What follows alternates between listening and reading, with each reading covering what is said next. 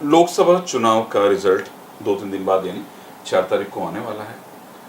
मैं ही नहीं, पूरा देश, समझे तो विदेश के कई लोग इस रिजल्ट का इंतज़ार कर रहे हैं कि इंडिया में इस बार क्या होगा, भाई कौन आएगा, कौन पीएम बनेगा, कितनी सीटें जीतेंगे। अभी हाल ही में एक वीडियो आया था रहस्यधारा चैनल पर, उसको मैंने देखा तो मेरे मन में एक छोटी सी कुछ उठती है ना कि भाई हम भी पूछें कि इस वीडियो में आपने ये डाला है तो क्या सही है, ऐसा क्या है। तो मेरे साथ हैं आचार्य अनुपम जोली जो मेरे साथ बैठे हैं, और ये बहुत बड़े एस्ट्रोलॉजर हैं, साथ ही रमल के बहुत बड़े ज्ञाता हैं। हमारे हिंदू आस्था चैनल पे आते रहते हैं, राज समाचार पे भी आते रहते हैं, और इनका जो रहस्यधारा चैनल है इस पे जो इन्होंने वीडियो बनाया था काफ़ी लोगों ने देखा था नरेंद्र मोदी जी के बारे में।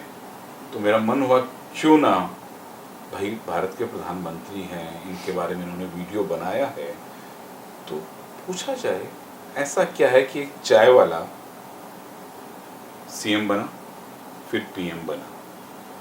क्या होता है कुंडलियों में, किस तरह चलता है ज्योतिष, किस तरह कुंडलियां आगे चलती है, क्या क्या कुंडलियां दिखाती है। सर आपका राज समाचार में बहुत बहुत स्वागत है। धन्यवाद। एक चाय वाला सर पीएम बन जाता है, और एक सर जो पीएम का कैंडिडेट होता है सर, वो सर पीएम एंड वेटिंग ही रहता है। हाँ। सर ऐसा क्या है कि प्रधानमंत्री मोदी एक गरीब फैमिली से हैं, बिल्कुल सबको मालूम है। बिल्कुल। कोई चाय वाला कहता है सर, कोई क्या कहता है, कोई क्या कहता है। सर कुंडली क्या कहती है पीएम मोदी के बारे में कि ये प्रधानमंत्री पद तक कैसे पहुंच गए सर? बिल्कुल, क्योंकि कुछ ना कुछ तो ऐसा होगा ही ना। बिल्कुल। देखिए इसको मैं ना कई सारे एस्पेक्ट से आपको बताऊंगा। एक्चुअल में क्या है कि जन्म पत्रिका में जब कोई इतनी बड़ी घटना होती है कि बहुत छोटे स्टेज से कोई व्यक्ति बहुत ऊपर तक पहुंचता है, तो उसमें निश्चित रूप से बहुत पावरफुल राजयोग होना जरूरी है, मतलब उसके बिना संभव नहीं है। तो राजयोग कुंडली जो कह रही है प्लस कर्मयोग, ये दोनों चीज़ होनी चाहिए। इसको मैं आपको एक ढंग से समझाता हूँ। हमारे देश के राष्ट्रपति सर्वपल्ली राधाकृष्णन जी, वो एक अच्छे फिलोसफर भी हुए हैं। उनका एक चीज़ मुझे बहुत अच्छी पसंद आती है, तो उसमें वो भाग्य और कर्म को जोड़ते हैं, और वो कहते हैं कि जो लोग ताश खेलते हैं, आपने कभी ताश खेली? खेली है सर। अच्छा, नहीं मैंने नहीं खेली, परंतु हाँ, में सब बच्चे होते हैं ना, तो देखिए भाई भाई बैठ जाते हैं, हाँ, ताश खेली जाती है। तो फिर आप अच्छे से समझ जाओगे और हमारे सुनने वाले भी समझ जाएंगे श्रोता। और ये मेरा एग्जाम्पल नहीं है, ये हमारे मतलब जिनके नाम से टीचर्स डे आप मनाते हैं, तो मतलब हमारे देश के बहुत विद्वान थे सर्वपल्ली राधाकृष्णन जी। तो वो कहते हैं जब ताश कोई खेलता है तो उन पत्तों को फेंट कर हम बांटते हैं, तो जिसके हाथ में जो पत्ते आ गए उसका भाग्य। ठीक है, किसी के पास बुरे पत्ते आए, किसी के पास अच्छे पत्ते आए, तो हो सकता है कोई चाय के घर में पैदा हो और कोई किसी राजा के घर में पैदा हो, दोनों बातें संभव है। तो वो कहते हैं कि परंतु उसके बाद कभी कभार ऐसा भी होता है कि बुरे पत्ते वाला इतनी टेक्निक से गेम खेलता है कि वो बुरे पत्ते होते हुए जीत जाता है, और कई बार अच्छे पत्ते वाला बेवकूफ़ी से खेलता है और वो मतलब वो हार जाता है। तो इसमें भाग्य और कर्म दोनों जुड़ते हैं। यहाँ पर नरेंद्र मोदी जी के साथ हो सकता है कि शुरुआती परिस्थितियाँ अच्छी ना रही हों, पर उनकी कुंडली की मजबूती और उनकी कर्म कुंडली की मजबूती दोनों ने मिलाकर उनको यहाँ से इतना ऊंचाइयों तक पहुँचा दिया। तो जब आपने मुझसे कहा कि मुझे आपसे मतलब कुछ पूछना है, करना है, ये जब आपने उस पर डाला, तो जो मेरा YouTube था उसमें तो मैंने अपनी स्क्रीन पर सब कुछ रेडीमेड रख दिया था, अपनी पूरी रिसर्च मेहनत। अब रहस्यधारा के नाम से है, उसमें आपको कुछ देखना हो ना तो गुरुदेव का एक रहस्यधारा चैनल है, उसमें जाके देखें, आपको काफ़ी जानकारियाँ मिलेगी। और मैं डिस्क्रिप्शन का लिंक है ना जो इनके चैनल का, वो नीचे डाल दूंगा। आपका धन्यवाद। पर रहस्यधारा का मतलब है हाँ, रहस्य विद्याओं से संबंधित है। अच्छा। तो मेरा राजनीति का नहीं है, तो मेरा ज्योतिष है, वास्तु है, रमल है, अध्यात्म है, और जितनी ऑकल्ट साइंसेज हैं उनको लेकर मेरा चैनल है। तो उसमें राजनीति नहीं है, पर ये क्योंकि कुंडली पे विश्लेषण था और मेरे स्टूडेंट्स भी पूछते थे, तो आज आपके सामने कुछ मतलब बातचीत करनी थी, तो मैंने आनंद फानन में अपने इस एक पेज में, हो सकता है आपको मैं दिखा पाऊँ या दिखा पाऊँ, कैमरे पे इतना ढंग से नहीं आ पाएगा, ये पेज आपको वैसे दिखा दूंगा। ये नरेंद्र मोदी जी की कुंडली है, ठीक है। अब ये कुंडली है, ये आपको मिल कहां से गई? हाँ, ये अच्छा प्रश्न है, मिली कहाँ से। एक्चुअली नरेंद्र मोदी जी की डेट तो फिक्स है, जो कि पब्लिक डोमेन में है, और कोई भी सांसद हो या जो भी सरकारी कार्य से जुड़ा हुआ है उसकी डेट तो मतलब ऑन डॉक्यूमेंट जो होती है वही होती है, तो डेट तो फिक्स है। पर टाइम को लेकर हरदम संशय होता है, तो उस टाइम को लेकर इनके 2 टाइम चल रहे हैं। पहले बता दो, एक टाइम से इनका तुला लग्न बनता है, एक टाइम से इनका वृश्चिक लग्न लगता है।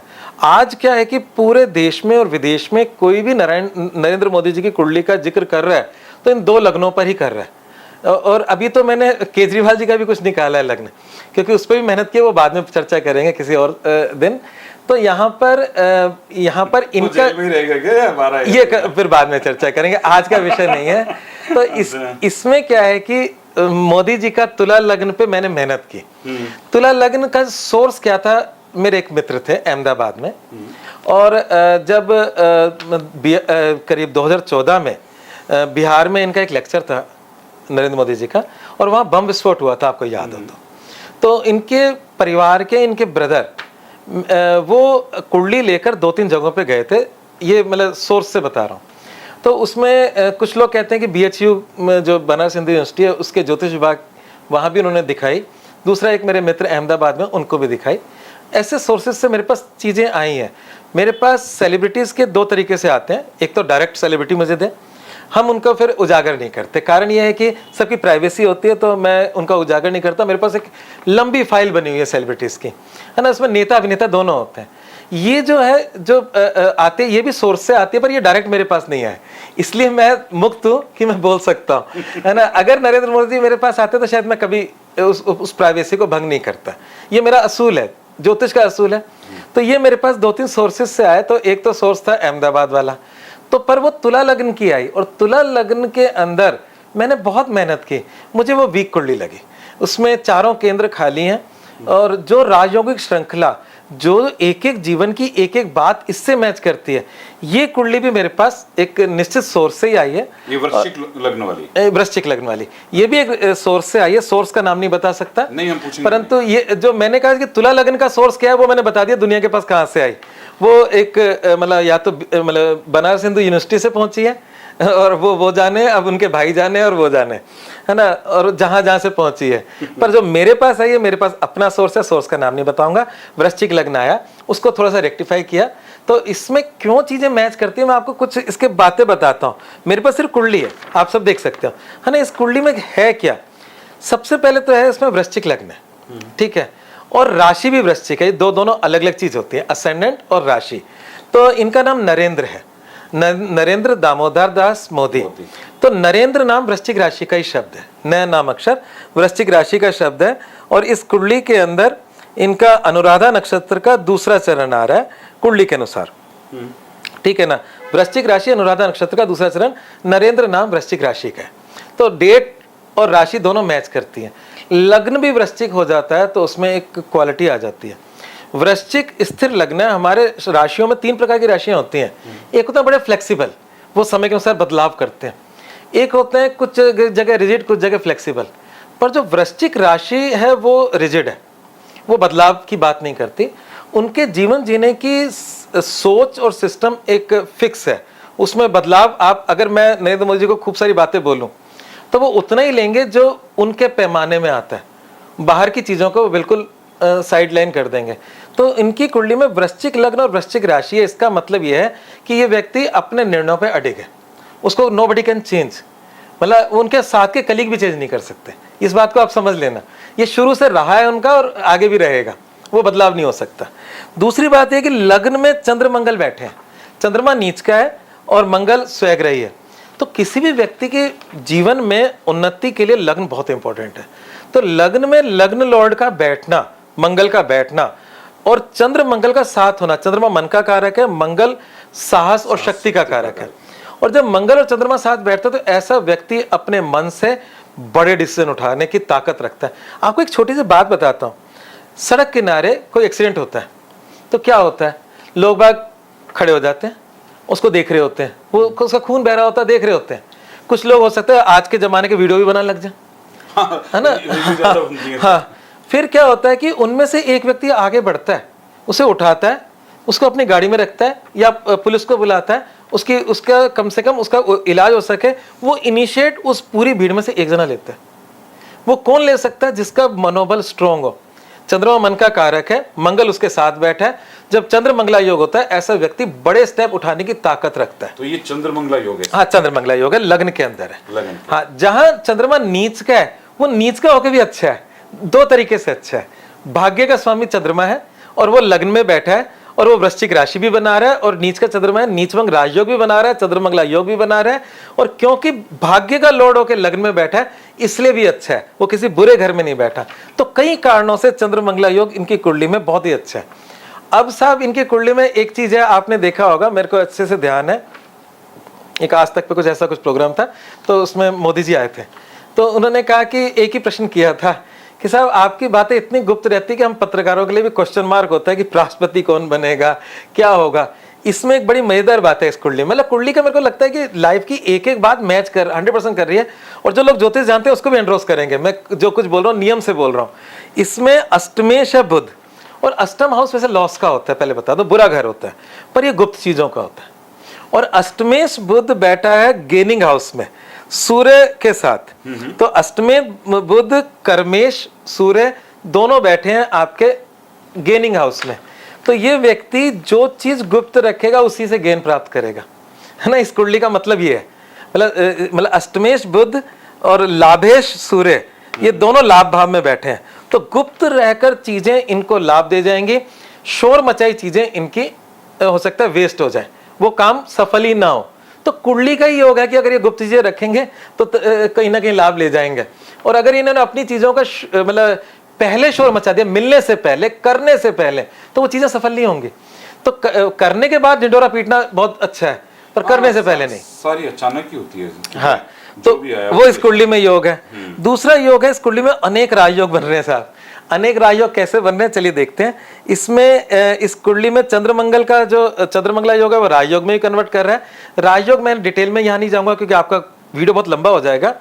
कुंडली में केंद्र के 4 भाव होते हैं, जिसको नारायण का है, विष्णु जी का है, और 2 भाग लक्ष्मी के होते हैं। तो लक्ष्मी नारायण का योग ही राजयोग है। तो इसमें चंद्रमा लक्ष्मी है, मंगल नारायण है, चंद्रमंगला योग है। दूसरा इसके अंदर शुक्र जो है वो केंद्र का मालिक है, नारायण है, और इसके अंदर जो आपका गुरु है वो लक्ष्मी है। गुरु शुक्र का एक राजयोग है, एक राजयोग है, चतुर्थ और पंचम से बन रहा है, तो वो भी लक्ष्मी नारायण योग बन रहा है, गुरु शनि का। तो सारे ग्रह केंद्र में बैठे हैं। तुला लग्न में सारा केंद्र खाली है, तो केंद्र में ग्रह एक ताकत देते हैं, स्ट्रॉन्गनेस देते हैं, आदमी को पावर देते हैं। तो इनके गुरु शनि, गुरु शुक्र, चंद्र मंगल, ये सारे योग इसके अंदर बन रहे हैं, जो मतलब अच्छे राजयोग बन रहे हैं और सारे केंद्र में बन रहे हैं। तो आप ये देखो कि जो व्यक्ति दिल्ली के अंदर कोई एक्टिविटी होती है तो वो पूरे मतलब इंडिया में नाम कमाती है, हाँ। है ना। तो दिल्ली क्या है, भारत का केंद्र है।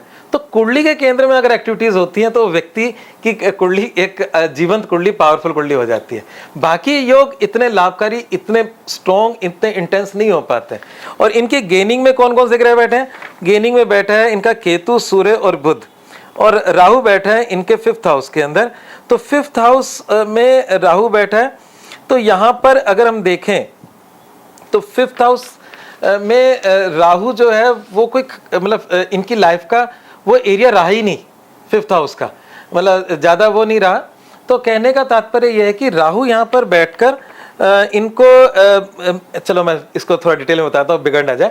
लग्न जो होता है जो ईश्वर से प्राप्त बुद्धि है, 5th हाउस होता है जो आपने अपनी मेहनत से प्राप्त की हुई मतलब नॉलेज है, और 9वां घर होता है जो भाग्य से इस जन्म में मिलेगा।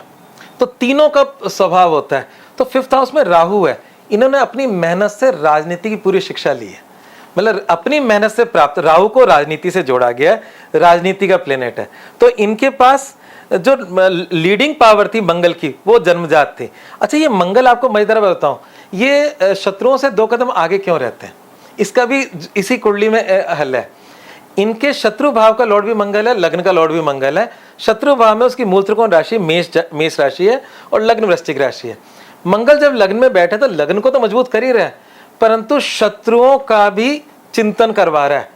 तो ऐसे ना समझे कि ये बिल्कुल शांत है, शत्रु से बिल्कुल भयभीत नहीं है। शत्रुओं का चिंतन निरंतर है, और ये आज से नहीं है, जन्म से है। तो यहाँ पर लग्न जो है वो जन्म कुंडली जो है जन्म से होती है। तो लग्न में मतलब मस्तिष्क में मंगल बैठा है, तो मंगल यहाँ डबल रोल अदा कर रहा है, शत्रुओं की चिंता, और शत्रुओं के मंगल के साथ चंद्रमा भाग्य का बैठा है, तो शत्रु ही इनके लिए भाग्यशाली बन जाते हैं। जिसको कई बार आपने लोगों से सुना होगा ना कि इनके तो शत्रुअंत योग है, मतलब शत्रुओं की एक्टिविटी इनके लिए भाग्यशाली हो जाती है। भाग्य का लॉर्ड चंद्रमा और शत्रुओं का लॉर्ड मंगल दोनों लग्न में बैठे हैं, चिंतन इनका निरंतर रहता है। निश्चित रूप से पिछले इलेक्शन से ज्यादा चिंता है, मैं पहले बता देता हूँ। पिछला इलेक्शन हुआ था चंद्रमा की दशा में, चंद्रमा इनका भाग्यश था, नीचभंग राजयोग बना रहा था। ये दशा मंगल की दशा में हो रहा है, और दोनों इनके अच्छे ग्रह हैं। इनके अच्छे ग्रह हैं गुरु, मंगल और चंद्रमा, ये 3 की प्लेनेट हैं इनके। तो चंद्रमा के 10 साल थे पहले, जिसमें उन्होंने कई प्रकार के राजभोग मतलब राजयोग देखे। अब मंगल का है, तो मंगल में शत्रु हावी है, इसमें कोई शक नहीं है, परंतु वो दिमाग पे इनके हावी है, इसलिए उसका प्रतिरक्षा ये पहले से करके चलते हैं। तो ये इनकी मुख्य कहानी है। तो कुल मिलाकर बात है कि चंद्र मंगला योग इनको कई प्रकार के रंग दिखा रहा है, जिसमें शत्रु चिंता भी है। तो पिछली बार शत्रु चिंता ज्यादा नहीं दिख रही थी कुंडली में, इस बार थोड़ी सी ज्यादा दिख रही है, और उसका निराकरण भी कर रहे हैं। सर एक जब कुंडली में शनि आता है, हाँ जी सर हाँ जी, 7.5 लग गई, बिल्कुल लग गई। अरे वाह, आपने मेरे मन का प्रश्न पता नहीं कैसे पूछ लिया, या तो आप भी जानी जाए ना कोई इंट्यूशन तो है आपके पास। इस पे एक बड़ा गजब की चीज है मेरे पास। सर इनके 7.5 वगैरह नहीं है क्या? हाँ, आ रहा बहुत अच्छा पॉइंट उठाया, शायद मैं भूल जाता और इस वीडियो की सार्थकता कम हो जाती। देखिए, आप बड़े हैरान होंगे, आपने कहा कि क्या मतलब 7.5 से आप सोच रहे होंगे डाउनफॉल, परेशानी, तकलीफ, और सारे संसार यही मानता है कि 7.5 का मतलब 7.5 साल तकलीफों शनि के नाम से। सर शनि के नाम से लगता है सर, सीधी सी बात। बिल्कुल जाते हैं ना पंडित जी के पास, शनि 7.5 है तेरे। सर आधा तो है ना वो, मतलब जो होता है ना कि भाई हाँ ठीक हूँ, आधा तो खींच लेता अपने आप। पंडित जी आते हैं 7.5 आ गई, अब फिर मंदिर जाओ, अरे क्या होगा क्या नहीं होगा सर। बाद में आदमी तो आधा वैसे ही मर जाता है सर, आज शनि के नाम से मरता है सर, डर लगता है। आज आपका सारा डर खत्म हो जाएगा इतना डर खत्म करूंगा कि आनंद आ जाएंगे, सबको आ जाएंगे, जो भी सुन रहे हैं सबको आनंद आएगा। देखिए, शनि की परिस्थिति क्या होती है, मतलब शनि एक राशि में 2.5 साल रहता है, और 2.5 के 3 लगातार सेगमेंट जब आते हैं तो 7.5 साल हो जाते हैं। और आप मजेदार बात देखें कि 7.5 से लोग, पूरी दुनिया डरती है, हम ज्योतिषी हम भी लोगों को बताते हैं कि शनि की 7.5 है कि आप ओम प्राम प्रीम प्रोम से शनिश्चराय नमः का जाप करो, शनि की अंगूठी पहनो, कई तरह के उपाय हम लोग देते हैं, शनि मंदिर में तेल चढ़ाओ जब आदमी कष्ट में होता है। तो ये शनि की 7.5 होती है जब आसमान में शनि आपकी राशि से एक राशि पहले आता है, वहां से शुरू होती है और आपकी राशि की अगली राशि तक चलती है 7.5 साल, मतलब 3 राशि तक पर्यंत। आज आपको इसलिए डर मुक्त कर देता हूं कि आप हैरान हो जाओगे। मनमोहन सिंह जी का 10 साल का जो राज्य था, जिसमें वो 2 बार जीते मतलब प्रधानमंत्री बने, वो जीती है। उन दोनों बार में उनके 7.5 चल रही थी मनमोहन सिंह जी के। हाँ, बड़ा मजेदार बता रहा हूँ। और सेम कहानी नरेंद्र मोदी जी के साथ हुई। नरेंद्र मोदी जी की वृश्चिक राशि है, आप पब्लिक मतलब डोमेन में कुछ अंतर है ही नहीं, मतलब उसको कोई चेंज नहीं कर सकते, चाहे तुला लग्न मानो चाहे वृश्चिक लग्न मानो, राशि तो वृश्चिक ही रहेगी। और उस समय तुला का शनि था जब वो प्रधानमंत्री बने फर्स्ट अटेम्प्ट में, यानी तुला का शनि था फर्स्ट टाइम में, और 7.5 प्रारंभ हुई थी। उसके बाद उनका सेकंड अटेम्प्ट हुआ, तब भी 7.5 थी, 7.5 खत्म नहीं हुई थी। आपका कार्यकाल तो 5 साल का होता है ना, 7.5 समाप्त नहीं हुई थी, उनका सेकंड टेन्योर शुरू हो गया। तो जैसे मतलब मनमोहन सिंह जी अपने दोनों टेन्योर 7.5 में बिताया उन्होंने, नरेंद्र मोदी जी ने दोनों टेन्योर 7.5 में अपना राजयोग भोगा। और आपको और मजेदार बात बताता हूँ, अभी नरेंद्र मोदी जी पे ढैया चल रही है, वृश्चिक राशि वाले जितने भी हैं सब पे ढैया चल रही है, क्योंकि चंद्रमा से चौथी राशि से जब शनि गुजरता है तो ढैया होती है। और ये ढैया कब शुरू हुई? 17 जनवरी 2023 को, 17 जनवरी 2023 को शनि, 17 जनवरी 2023, ये जनवरी 1 साल तो ये निकल बिल्कुल बिल्कुल बिल्कुल, ढैया चलेगी 2.5 साल, ये खत्म होगी मार्च 2025 में। मार्च 2025 में ये ढैया समाप्त होगी और अभी इलेक्शन चल रहे हैं। मतलब ये ढैया क्या होती है वो भी बता देता हूँ। चंद्रमा से 12वें पहले और दूसरे शनि को हम सरस्वती बोलते हैं, उसके बाद चंद्रमा से चौथे और 8वें शनि को ढैया बोलते हैं। इसका मतलब तो आपका कहने का मतलब तो कि ये प्रधानमंत्री मोदी तीसरी बार पीएम बनेंगे? बनने चाहिए, अगर उनके सरस्वती फली है तो ढैया भी फलेगी। देखो मेरी बात सुना, आपको मैं इधर बताता हूँ कि एक सरस्वती से दूसरे सरस्वती के बीच का जो गैप है वो 30 साल का है। मतलब तुला राशि में शनि दोबारा जब आएगा वो 30 साल बाद जाएगा, और उस 30 साल के बीच में 2 ढैया होती है 2.5 साल की।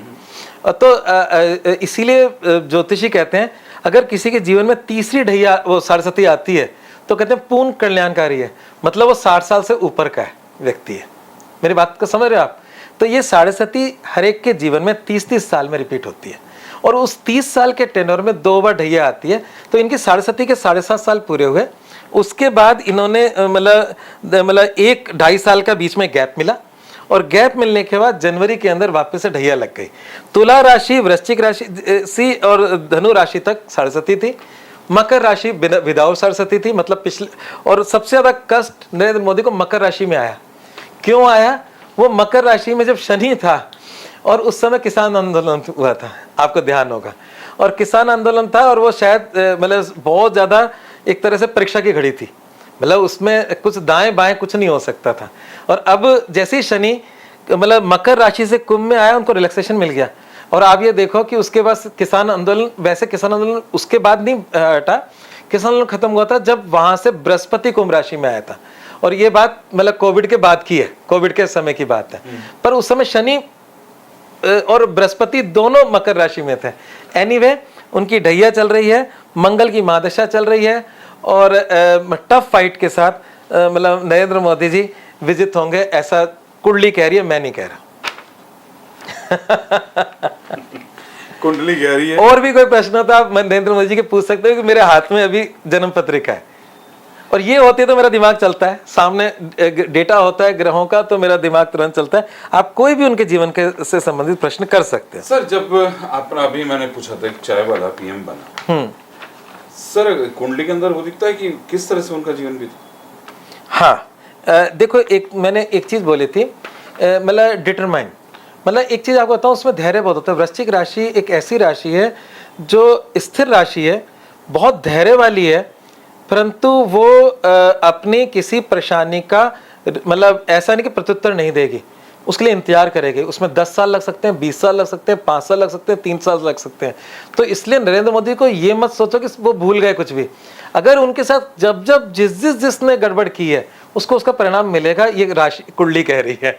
कुंडली में वो इतने डिटरमाइन है, तो इसलिए जब बचपन में इनके जीवन में इन्होंने कोई संकल्प लिया होगा तो उसको पूरा किया होगा। यानी कहने का मतलब है गुरुदेव ये कह रहे हैं कि जिसने भी किया है ना उसको उसका जवाब मिलेगा कुंडली के हिसाब से। कुंडली के हिसाब से। आज आपको एक चीज और बताता हूँ इसके अंदर, और लोगों के इंटरेस्ट के लिए।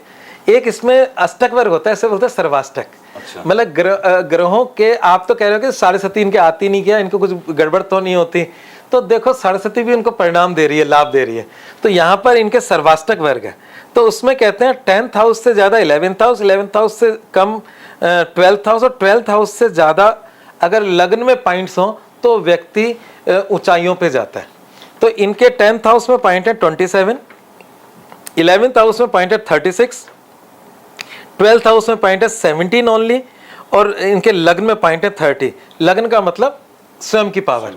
तो ये एक कॉम्बिनेशन सर्वाष्टक का होता है, और उस कॉम्बिनेशन इसमें पूरा सेट बैठता है, और इस कॉम्बिनेशन के अकॉर्डिंग ये मतलब ये सर्वाष्टक का एक राजयोग है। तो इतने मल्टीपल राजयोग थे इस कुंडली में, तो हम तुला लग्न की कुंडली को मैं तो बिल्कुल नहीं मान सकता, क्योंकि चाय वाला अगर प्रधानमंत्री बन सकता है तो इसी कुंडली से बन सकता है। ये मेरा पूरा निर्णय है, एक बार नहीं अनेक बार। तो ये कुंडली में कुछ भी मतलब सब कुछ मैच करता है, किसी प्रकार से इसमें डिसमैचिंग नहीं है। ज्योतिष के हिसाब से ले लो। हाँ बिल्कुल। ज्योतिष के हिसाब से एक पेज है ये, लेकिन पूरा ज्योतिष के हिसाब से पूरा भविष्य लिखा होता है। मुझे तो मालूम ही नहीं, मुझे तो खाली था लगन में चंद्रमा और मंगल है, दूसरे घर में क्या है? ये दूसरा घर नहीं है, ये 12वां घर है, एंटी क्लॉकवाइज चलता है। ये लग्न है, ये दूसरा घर है, ये तीसरा घर एंटी क्लॉकवाइज, जिसमें 9 नंबर लिखा है दूसरा घर है, ये तीसरा घर है, ये चौथा घर है, क्रम से चला ना 8, 9, 10, 11, ये एंटी क्लॉकवाइज चलता है। यानी सर ये यस यस यस, जन्म मैं तो पत्रिका सर ऐसा सोच रहा था। नहीं, तो फिर 8 के बाद 7 आ रहा है, नहीं 8 के बाद 9 आएगा, 9 नंबर की राशि, तो एंटी क्लॉकवाइज, नॉट इसका क्लॉकवाइज। मतलब 11वें घर में केतु यस, और ये शुक्र और बुध तीनों है। बुध तीनों बैठे हैं। सर ये क्या होता है? हाँ, ये गेनिंग हाउस है, हाउस ऑफ गेनिंग, इच्छा पूर्ति का। और इच्छा पूर्ति में यहाँ पर केतु भी है। हाँ, केतु भी है। केतु मतलब देखो, केतु हेडलेस है, केतु के पास सिर नहीं है, और राहु के पास पूरा सिर है। तो यहाँ पर केतु अगर इस घर में बैठ जाए तो ये भी एडवांटेज है। ज्योतिष में ऐसा कहा जाता है कि 11वें घर में जो भी ग्रह बैठता है वो लाभ देता है। तो ऐसा माना जाता है कि इसमें पापी ग्रह को यहाँ बिठा दो, है ना, वो अगर मतलब किसी कुंडली में पापी ग्रह में बैठे हैं तो वो भी लाभ देंगे। ऐसे ही अगर आपने रामायण काल की कहानी सुनी हो तो रावण ने शनि को 11वें घर में बैठा दिया था अपने बेटे के जन्म के वक्त, इंद्रजीत के वक्त, परंतु शनि ने नजर बचा के 12वें घर में पैर रख दिया और वो सब कुछ गड़बड़ हो गया। तो ज्योतिष में कहते हैं कि 6ठे और 11वें घर में अगर पापी ग्रह हो तो वो कुंडली अच्छी है। सर एक बात है, जैसे कि इसके अंदर आपने कहा कि शनि 2025 आपने डेट बताई है वहां चलेगा। हाँ, उसके बाद क्या आएगा सर? नहीं, दशा तो इनकी मंगल की चल रही है, मंगल की दशा। मैं देखता हूँ 2027 तक मंगल की दशा है। मंगल के बाद इनकी लाइफ में राहु आएगा। क्रम होता है दशाओं का कि मतलब केतु के बाद शुक्र, शुक्र के बाद सूर्य, सूर्य के बाद चंद्रमा, चंद्रमा के बाद मंगल, मंगल के बाद राहु, राहु के बाद गुरु, फिर शनि। ये क्रम फिक्स है मतलब ज्योतिष का। तो अभी इनके मंगल की महादशा चल रही है जो 2027 तक चलेगी। उसके बाद राहु की महादशा शुरू होगी दिसंबर 2027 के बाद। आप जो शनि का पूछ रहे हो वो दशा नहीं है, वो गोचर है, जो आसमान में ग्रह घूम रहे हैं। और अब मंगल की दिशा में जैसे कि प्रधानमंत्री बनते हैं। हाँ जी, हाँ जी। तो राहु की दिशा में क्या होगा सर? राहु की दशा क्योंकि 2027 से आगे की है, तो अगर हम देशकाल परिस्थिति देखते हैं तो एक बिना ज्योतिष के बोल रहा हूँ, एक कॉमन सेंस से बोल रहा हूँ, तो उसके बाद कहीं ना कहीं उनका विश्राम काल होना चाहिए। ये मैं प्रैक्टिकली बोल रहा हूँ, मतलब कोई इसका मैंने कोई विश्लेषण नहीं किया, क्योंकि इसके आगे की दशा मेरे को मतलब इसमें इस एक पेज में नहीं है, इवन इसमें प्रतंत्र भी नहीं है, मतलब वो आगे सूक्ष्म में आपको एक एक दिन का बता सकूं। हाँ, लैपटॉप पे होता तो अभी सारे उत्तर दे देता, मेरे को रखना चाहिए था लैपटॉप आपके लिए। नहीं कोई बात तो नहीं। हाँ, एपिसोड सर बहुत बड़ा हो जाएगा और ये कह देंगे जो सुनने वाले हैं। तो इसके बाद राहु की दशा है। मैंने राहु बताया 5वें घर में है। इन्होंने अपनी मेहनत से राजनीति के दाव पैतरे खुद सीखे हैं, इन्होंने मतलब खुद की मेहनत से। तो लग्न में ईश्वर की कृपा से पिछले जन्मों के हिसाब से डिटेल्स मिलती है। 5वां घर होता तो संचित कर्म है पिछले जन्मों का, पर अपनी मेहनत से प्राप्त किया हुआ ज्ञान होता है। और 9वां घर किसी गुरु को बनाकर प्राप्त किया ज्ञान। तो 9वां घर गुरु के द्वारा प्राप्त ज्ञान, स्वयं के द्वारा प्राप्त ज्ञान 5वां घर। और लग्न जो होता है वो जन्मजात होता है। तो अगर युद्ध रक्षण की बात करें वो जन्मजात है, वो किसी बाहर से नहीं आया, कहीं से सीखा नहीं है। मंगल वहां बैठा है, मंगल सेनापति है। और अगर हम देखें युद्ध और युद्ध की रूपरेखा अगर देखा जाए तो वो जन्मजात थी, जन्म के साथ उसकी नॉलेज लेकर आए थे। राजनीति के नॉलेज के दांव पेतरे इन्होंने खुद की मेहनत से सीखे और उसको लर्न किया। और इसमें जो 9वां घर है जिसको मैं गुरु बोलता हूँ, तो वो भी लगन में जाकर बैठा है। तो वो सब कुछ इन्होंने अपनी मेहनत से मैनेज किया है, ऐसा मुझे लगता है। किसी एक ने दिया नहीं है, मतलब ही मतलब वाज वेरी ऑब्जर्विंग पर्सन, और जीवन को ऑब्जर्व करते करते करते ये पहुंचे हैं। तो इसीलिए मैंने सर्वपल्ली राधाकृष्णन जी की बात करी। सिर्फ एक कुंडली सब कुछ नहीं है, कर्म बहुत इंपॉर्टेंट है। और कर्म इसलिए इंपॉर्टेंट है कि अगर इन्होंने ये इस कुंडली को चरितार्थ किया है तो उसके उसी पक्ष को चित्रित किया जिसमें सीखने की ललक हो, बनने की ललक हो, पहुंचने की ललक हो और कुछ करने की ललक हो। मतलब सीधी सी बात है, कुंडली के हिसाब से पीएम बन रहे। कुंडली निश्चित रूप से कह रही है। अच्छा, 2 बातें होती है पीएम बनने के। जब इन्होंने नामांकन अभी भरा था तो वो भी एक वो गणेश देवज्ञ एक मतलब पूरा नाम मुझे ध्यान नहीं, वो ज्योतिषी हैं, उन्होंने उनका टाइम निकाल के दिया। पिछली बार जब वो 2000 मतलब लास्ट 19 के अंदर था तो वो तो फैंटास्टिक कुंडली थी, उस जैसी कुंडली तो नहीं है। मैं फिर बोल रहा हूँ, जो मैं अपना ऑब्जर्वेशन बता रहा हूँ उसमें तो उच्च का शुक्र था। मैंने फेसबुक पे तुरंत ही डाल दिया था। इस बार मैं टाइम का नहीं देख पाया, अखबारों में देखा, मैं उसमें देखा कि 11 बज के कुछ मिनट पे अभिजीत मुहूर्त के अंदर उन्होंने चरखा दाखिल किया कर्क लग्न में, कर्क राशि के अंदर, पुष्य नक्षत्र के अंदर। तो ये कर्क लग्न, कर्क राशि और पुष्य नक्षत्र भगवान राम का है, राम जी की कुंडली का है। आपको राम जी कुंडली क्यों ले आए? तो यहाँ पर ग्रंथों में पुराने जो जितने भी ग्रंथ हैं संस्कृत के, वाल्मीकि जी का ग्रंथ या वेद व्यास जी ने महाभारत लिखी, तो उस समय को बताने का तरीका यह था कि आसमान में ग्रह कहाँ है, इससे पता लगता था कि उनकी कुंडली क्या थी, उस समय क्या था।